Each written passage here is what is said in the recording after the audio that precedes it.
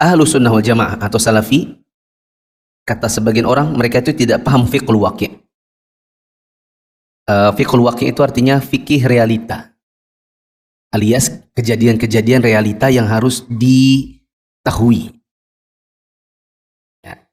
Kalau ditanya emang apa sih contohnya fiqhul waqi' di zaman sekarang, misalnya mereka mengatakan seperti yang saya contohkan tadi, yang katanya Rahmat Baikuni itu seputar Saudi. Begitu juga Uzma, Ustaz Zulkifli Muhammad Ali. Ya, ini diantara dua dai yang sering bicara tentang kekinian seputar Saudi, seputar akhir zaman. Tapi banyak darinya yang sifatnya hanya cocokologi. Dicocok-cocokkan ya jadi cocok. Ya. Kalau dicocok-cocokkan, tapi beritanya dapat dari mana? Sudah divalidasi atau diverifikasi atau belum? Yang bicara ini siapa? Kapasitasnya apa? Ulama atau bukan? Maka ini masih semua tanda tanya. Kita katakan para ulama terdahulu mengenal fiqhul waqi' dengan sebutan fiqhun nafs. Antara kedua istilah ini ada perbedaan mendasar. Hal ini dapat terungkap melalui perkataan emas Ibnu Qayyim al-Jauziyah. Beliau berkata, seorang mufti atau seorang hakim tidak mungkin mampu berfatwa atau menetapkan hukum kecuali dengan bantuan dua jenis ilmu. Yang pertama adalah memahami situasi dan kondisi, dan dengan itu ia bisa menarik kesimpulan tentang pokok permasalahan yang sebenarnya. Yang kedua adalah memahami apa yang diputuskannya berkenaan dengan kondisi tersebut, yaitu memahami hukum Allah yang telah ditetapkan dalam Al-Quran ataupun hadis Rasulullah SAW. Contohnya gini teman-teman, contoh kekinian. Sekarang lagi rame hukum apa ya? Muamalah deh. Kalau mau yang agak lama tentang GoPay misalnya. Oke, kita kasih contoh dengan contoh lama. Permasalahan imani. Seseorang punya akun imani atau dia punya kartu yang diterbitkan oleh bank. Kalau dia pakai belanja, dia nggak perlu lagi bawa uang cash. Dia cukup tap, baik pakai kartunya atau pakai NFC di HP-nya. Nanti sudah terbayar begitu saja, tinggal potong uang yang ada di dompet elektroniknya, ya kan? Pertanyaannya, kalau kadang-kadang ada penawaran, seperti misalnya kita mampir di restoran, di meja itu ada brosurnya, tertulis, kalau Anda bayarnya pakai e-money-nya Anda, bank ini, bank ini, bank ini, maka nanti dapat diskon. Pertanyaannya, diskonnya itu halal atau tidak? Kalau bayarnya doang, boleh. Masalahnya itu diskonnya itu loh. Boleh atau tidak? Nah ini, seorang mufti tidak boleh langsung berfatwa sebelum dia paham betul tentang imani itu seperti apa, diambil dari mana, kemudian apakah dia dari bank ataukah dia dari perusahaan apa, itu harus ada rincian-rincian. Ya. Diteliti terlebih dahulu, baru kemudian menetapkan keputusan atau hukumnya sesuai dengan kitabullah dan sunnah Rasulullah. Kalau ada orang berkata, menurut saya boleh-boleh aja, ketika ditanya, memang detailnya kayak apa? Ya katanya, loh kok katanya? Kalau katanya berarti Anda belum tahu. Kalau belum tahu berarti tidak boleh dulu apa? Mengeluarkan produk hukum. Ini yang dimaksud dengan fiqhul waqi'. Anda kalau mau memfatwakan sesuatu, lihat dulu realitanya yang mau difatwakan ini apa. Kata penulis, siapa saja yang sering meneliti syariah dan masalah-masalah yang dihadapi para sahabat, tentu dapat menemui hal semacam ini. Hak manusia banyak tersia-siakan jika cara ini tidak diterapkan. Ya, artinya tidak digali dulu, langsung dihukumi, itu bisa menghilangkan hak banyak orang. Ya. Seperti kalau teman-teman dapat pengaduan tentang misalnya masalah tanah. Dua orang berseteru, kemudian kita langsung ngomong, oh yang menang kamu. Berarti itu punyamu. Sementara kita nggak cross check dulu. Realita di lapangannya seperti apa, tanah itu datangnya dari mana, lihat kwitansinya, tanggalnya, materainya, akad jual belinya. Kalau tidak diteliti dulu, nanti bisa jadi kita menangkan orang yang tidak punya hak. Ya. Sama seperti kita mau menyelesaikan masalah orang, tapi kita hanya dengar satu pihak. Pihak yang lain nggak hadir. Ya. Saya pernah diminta sama salah seorang ikhwan. Intinya adalah masalah warisan. Keluarganya berseteru karena bapak pernah punya 2 istri. Meskipun istri yang satu meninggal dulu baru menikah lagi. Akhirnya ada istri yang baru dengan anak-anaknya versus anak-anak dari istri yang lama. Ngadu, Ustadz bagaimana kalau gini-gini? Aduh, nggak bisa. Kalau nggak ketemu sama yang lawannya sana, saya nggak mau. Nanti saya memfatwakan sesuatu, padahal saya cuma dapat dari antum, tidak dengar dari yang pihak sebelah sana. Kalau mau, dudukan semua. Baru ketemu semua. Siapkan papan tulis. Saya mau tahu apa saja. Riwayatnya kayak apa. Digali dulu. Tidak langsung dihukumi.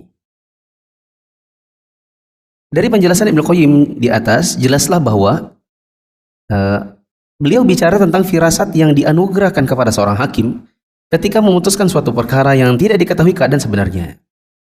Bukan seperti yang dikira sebagian orang. Begitu melihat Ibnu Qayyim menggunakan istilah fiqhul waqi', langsung yang diartikan adalah fiqhul waqi' yang digeluti para pemuda sekarang ini.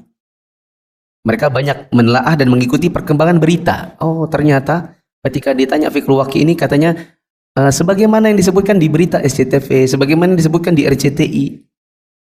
Sementara media-media ini ya adalah media yang kadang-kadang bisa jadi beritanya masih butuh cross check lagi.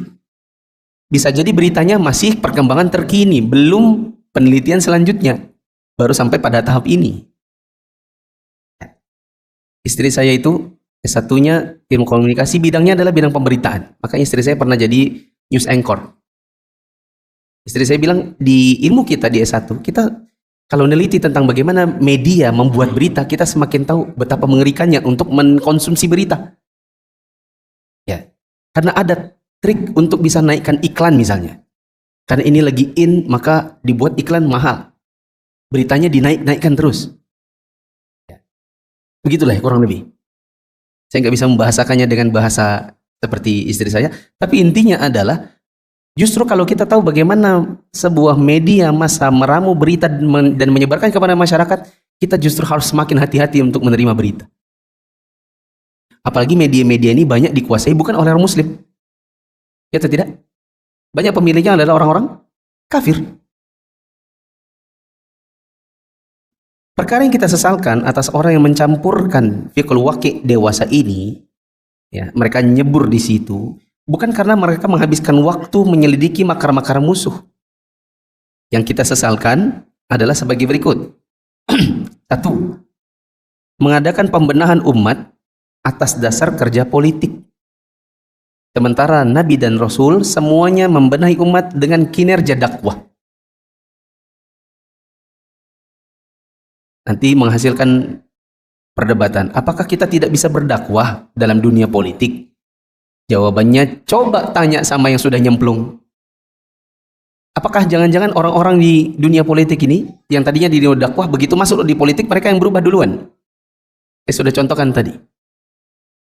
Ya, karena yang saya maksud itu notabene adalah seorang ustadz. Ketika dia adalah orang ustadz alias dunia dakwah, ketika masuk ke politik, belum berkuasa, sudah berubah duluan ke ustadzannya. Sifat ustadznya hilang jadinya. Coba antum, saya tanya, bagaimana kalau antum menemukan saya keluar sana terus salaman sama akhwat-akhwat? Besok Jumat antum mau hadir lagi? Atau bahkan antum selamanya nggak akan ngaji lagi? Ternyata ustadznya sama perempuan nggak jaga diri, betul kan? Kedua, masuk dalam kancah politik dan mengeluarkan masalah politik padahal mereka bukan ahlinya. Ini kesalahan yang kedua. Kesalahan yang ketiga, melangkahi para ahli, yaitu ulama dan umar.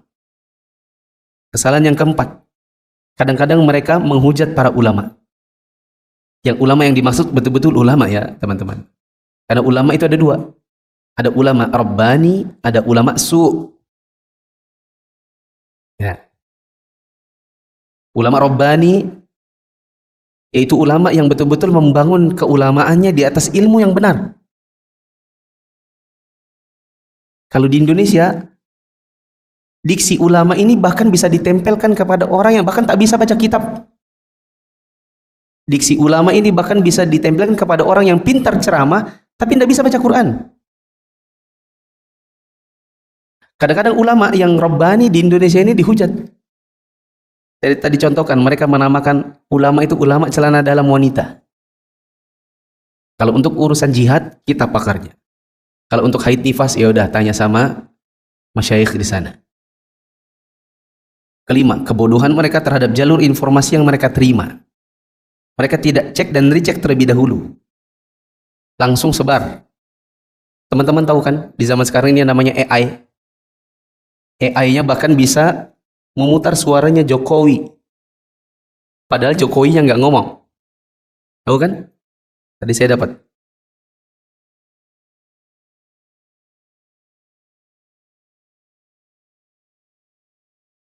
Nih. Dan menjalani cuti di luar tanggungan negara. Jelas. Ini suara siapa? Jokowi. Apakah ini mesin ataukah memang orangnya? Zaman sekarang nggak tahu. Bahkan bisa bahasa Inggris dengan suaranya Jokowi, tapi pronunciation-nya orang Inggris atau orang Amerika.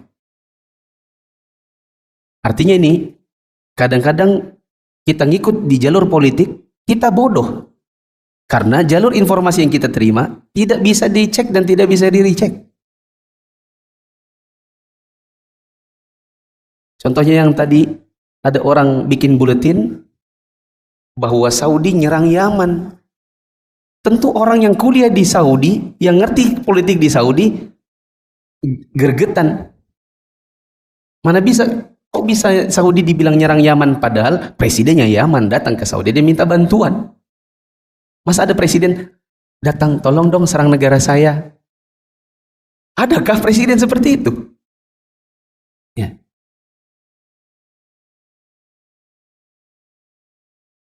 Kemudian, tidak ada cara mengetahui keabsahan sebuah berita kecuali dengan metodenya ahli hadis. Tidakkah kalian melihat para ulama salaf menulis sejarah dengan menyebutkan jalur riwayatnya? Sudah tentu berita dari media-media kafir lebih banyak dustanya daripada beritanya orang fasik. Musibahnya, kalian menjadikannya sebagai sandaran berita. Jangan heran bila kemudian kalian malah menjadi sumber petaka. Berita orang-orang kafir, hukumnya tertolak berdasarkan kesepakatan umat Islam. Bukankah sebuah kecerobohan yang sangat fatal bila seorang muslim beranggapan bahwa musuhnya telah memberitakan seluruh rencana dan programnya melalui media? Ini coba teman-teman yang dirahmati Allah. Ada sebagian mahasiswa, kalangan pemuda-pemuda, mereka bilang, kita itu harus mengikuti berita-berita di media-media massa. Kenapa? Karena dengan begitu kita tahu rencana mereka. Pertanyaannya, adakah orang pintar membocorkan rencana sendiri? Ya. Betapa agung, lurus dan jelasnya manhaj salaf ini. Salafin menerapkan metode ahli hadis yang sesungguhnya. Bukan sekedar pengakuan lisan, tapi di satu sisi terpengaruh dengan manhaj-manhaj yang lain. Oleh karena itu, tidak ada celah bagi salafin yang tidak mengurusi berita-berita semacam itu dewasa ini. Ya, karena banyak bersarang di benaknya para pemuda. Salafin tidak suka mengurus berita-berita seperti itu dan tidak merujuk padanya. Meskipun terkadang ada gunanya setelah diketahui mana berita yang benar dan mana berita yang bohong. Atas dasar itu ditetapkan hukum berdasarkan indikasi yang tampak. Ya. Allah Subhanahu wa taala berfirman, "Wa ma ya'qiluha illal 'alimun." Dan tidak ada yang memahaminya kecuali orang yang berilmu. Yakni tidak akan mampu memahaminya kecuali orang yang telah Allah anugerahkan ilmu Al-Qur'an dan Sunnah. Hingga ia menjadi orang mujtahid yang memiliki kekuatan firasat serta pandangan sebagaimana yang telah dijelaskan. Kesalahan yang keenam, berpatokan pada berita dusta. Kadang yang kita sebarkan itu dusta. Yang ketujuh, menisbatkan kepada syariat, hukum-hukum yang keji, yang mereka ambil kesimpulannya dari berita bohong. Ya. Seperti ada orang bilang, ketika ditanya, seperti beberapa tahun lalu, ada satu partai Islam, pengen jadi pemenang di salah satu provinsi. Saya sebut saja Jawa Barat. Mereka bikin kampanye. Ini pemuda-pemudi Islam, akhwat-akhwatnya jilbaber, pakai rok besar, bikin kampanye di salah satu lapangan di Jawa Barat. Apa yang dilakukan? Joget bareng. Joget apa? Antum masih ingat namanya Gangnam Style? Ya, joget Gangnam Style. Ikhwan akhwat pengajian bareng-bareng. ikhtilat di satu lapangan, joget bareng perempuan. Ketika ditanya, kok kalian gitu? Katanya partai Islam, katanya Ikhwanul Muslimin. Mereka bilang, loh kan ini kan seperti dikiaskan dengan tawaf. Dikiaskan dengan tawaf. Kan tawaf itu kan laki perempuan jalan bareng. Nah ini seperti kita ini kiasnya dengan tawaf. Ya. Nggak tahu kata-kata apa yang lembut tapi tegas untuk menyikapi orang-orang semacam ini. Azan dulu. Ke-7. Sekarang yang ke-8, kesalahan yang lain kita terjun di politik di zaman sekarang adalah prediksi ke depan yang tidak realistis. Perkiraan-perkiraan semu yang tidak ada bedanya dengan perkiraan para politikus yang lebih kenal dengan pengamat politik. Ke-9, kita hanyut dalam gelombang politik sampai pada batas mengajarkannya dan menyandarkannya kepada masyarakat awam. Berhubung fikul waqi ini sangat besar pengaruhnya dalam mengacaukan dan membahayakan pemikiran, maka para ulama Ahlussunnah punya penilaian tersendiri dalam masalah ini. Di antaranya Syekh Rabi' bin Hadi Al-Madkhali mengatakan, suatu hal yang sangat mengherankan pada orang-orang yang begitu fanatik membahas fikul waqi' ke politik di zaman sekarang adalah mereka menghidangkannya kepada semua orang seolah fikul waqi' ini ilmu mulia, seolah ilmu yang paling mulia. Semua orang bicara, semua orang mau diajarkan. Bahkan di khutbah Jumat. Bahkan sejumlah orang terlampau radikal dalam masalah ini hingga menjadikannya ilmu syariat sebagai penopangnya, lalu membesarkannya melebihi kapasitas yang seharusnya. Sesuatu yang tidak pernah dilakukan oleh generasi terdahulu. Pada hakikatnya tidak layak disebut dengan ilmu, apalagi fikih. Kalaupun memang ilmu atau fikih, adakah literatur terdahulu yang menulis tentangnya? Adakah ulama terdahulu maupun sekarang bicara tentang ilmu fikul waqi'? Adakah pedomannya? Mengapa tidak dinamai ilmu atau fikih Islam? Sedangkan kita buka buku fikih nggak ketemu dengan bab fikul waqi'. Tidak lain karena fikul waqi' ini memiliki tujuan politis yang sangat berbahaya, seperti meruntuhkan manhaj salaf, merusak pemikiran generasi muda, memata-matai kaum muslimin, menggunakan berita-berita koran, majalah, dan TV yang penuh kebohongan sebagai referensi. Termasuk menopang fikih adalah analisa dan prediksi politik yang penuh kedustaan dan kebohongan. Menyelewengkan nas-nas Al-Quran dan Sunnah. Ditegakkan di atas kejahilan dan hawa nafsu. Fikul waqi' ini fokus pada sikap berlebih-lebihan dan intimidasi pemikiran. Sampai-sampai ilmu syariat pun dijadikan penopang. Ya, malah saya bilang begini teman-teman. Salah satu metode dakwah bagi orang-orang pergerakan untuk memudahkan memasukkan pemikiran mereka, pemikiran-pemikiran harokah politik ke dalam kaum muslimin, itu lewat kajian sirah nabawi. Kajian sirah nabawiyah itu salah satu cara untuk bisa memasukkan pemikiran politis sebagian orang pergerakan ke dalam pemikiran kaum muslimin. Waktu itu Ana jawab buat antum ya. Seperti ketika Aisyah ikut berperang, lalu kemudian ini dijadikan dalil bahwa wanita boleh jadi caleg. Ya. Sementara Aisyah sudah bertaubat. Ketika ada orang berdemo kepada Nabi di hadapan kaum muslimin, dia bilang, "Ya Rasulullah, Anda tidak adil." Itu dijadikan dalil bolehnya mengingkari penguasa di atas mimbar di hadapan kaum muslimin. Padahal yang melakukannya adalah nenek moyangnya orang Khawarij.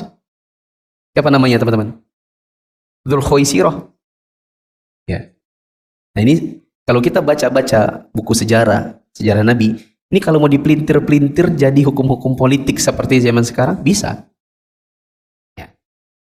Kemudian keburukan yang lain adalah dengan reputasi yang sangat jelek ini, wajar kalau kemudian ilmu fikul waqi' ini menghasilkan hayalan dan malapetaka. Salah satu akibatnya adalah mencerai-beraikan generasi muda, menanamkan rasa dengki dan akhlak yang tercela, seperti menuding orang yang tidak bersalah, mendustakan kebenaran, bahkan menyebarkan kebohongan. Coba teman-teman yang hari ini gemar dengan politik, saya tanya, apakah teman-teman semuanya menyaring berita lalu kemudian disebarkan? Ataukah semua berita kalau mendukung dengan apa yang disukai bisa langsung disebarkan? Yang antum baca di grup-grup keluarga atau alumni zaman sekarang, apa isinya?